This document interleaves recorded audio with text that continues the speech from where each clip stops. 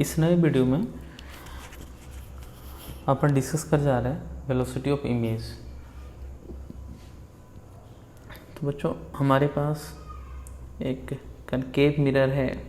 इस concave mirror को हम कंसीडर कर लेते हैं और ये रहा प्रिंसिपल एक्सिस। ठीक है, ये एक ऑब्जेक्ट ले लेते हैं, height of object, and this is your object distance. Okay, तो अब हमें फाइंड करना है इसका इमेज की वेलोसिटी क्या होगी। सपोज ये इस डायरेक्शन में ट्रेवल कर रहा हो, right, let it be u metre per second, और मिरर हमारा इस क्वेश्चन में रेस्ट पे है।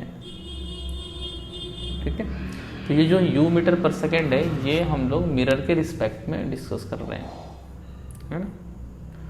तो हमें वेलोसिटी ऑफ इमेज का फॉर्मूला डिराइव करना है। तो हमारे पास मिरर इक्वेशन है 1/v plus 1/u equal to 1/f। बहुत बढ़िया। इसे हम टाइम के रिस्पेक्ट डिफ्रेंशिएट करते हैं, तो d/dt v-1 plus d/dt u-1। और फोकल लेंथ को अगर आप डिफ्रेंशिएट करोगे तो 0 मिलेगा। क्यों? फोकल लेंथ तो कांस्टेंट होगा ना इसका, f equal to constant, right. ये तो पोजीशन पे डिपेंड नहीं करेगा, टाइम पे डिपेंड नहीं करेगा, तो कांस्टेंट डिफरेंशिएशन 0। अब आप वेलोसिटी को v क्या है हमारा, हाँ लिख देता हूँ। v जो हमारा है बच्चों, ये हमारा इमेज डिस्टेंस है with respect to the mirror, और u क्या है, position of object with respect to mirror. Okay okay, तो टाइम के रिस्पेक्ट कैसे डिफरेंशिएट करोगे, नहीं कर पाओगे, तो आप चेन रूल लगा दो इसमें, dv/dt।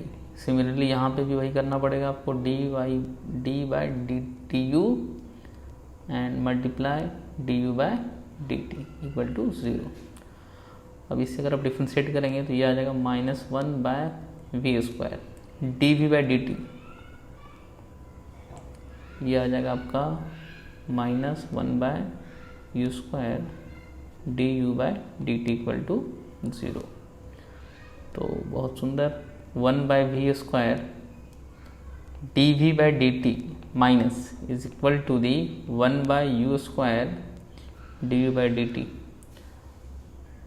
थोड़ा सा आगे बढ़ते हैं, this is written as 1/v² dv/dt is equal to the 1/u² du/dt।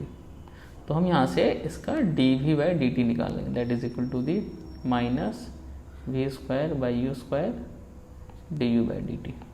This represent velocity of image with respect to mirror, okay, and this represent as -m²। This represent velocity of object with respect to mirror. तो ये formula आ गया। इस फॉर्मूले से हम velocity of image find कर सकते हैं।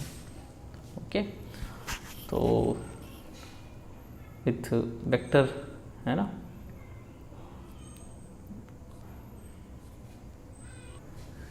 इसको वेक्टर में भी रिप्लेस कर सकते हैं, है ना। और ध्यान रखें बच्चों, यहाँ पे जो ऑब्जेक्ट है ना, वो प्रिंसिपल एक्सिस के अलोंग मूव कर रहा है, राइट। तो ये जो केस है, object is moving along principal axis. Okay, एक न्यूमेरिकल भी कर लेते हैं। तो कुछ डेटा इस तरीके से दिया हुआ है। ऑब्जेक्ट जो है 1 mm पर सेकेंड से मूव कर रहा है along the principal axis, radius 20 centimetre है, ऑब्जेक्ट डिस्टेंस 60 सेंटीमीटर है। तो सबसे पहले क्वेश्चन में आप v निकाल लो, that is equal to the uf divided by u-f। u बच्चों हो जाएगा -60 and focal length is your -10, है ना। फोकल लेंथ यहाँ से कितना आ जाएगा, r/2, that is equal to the 20/2, 10 centimetre.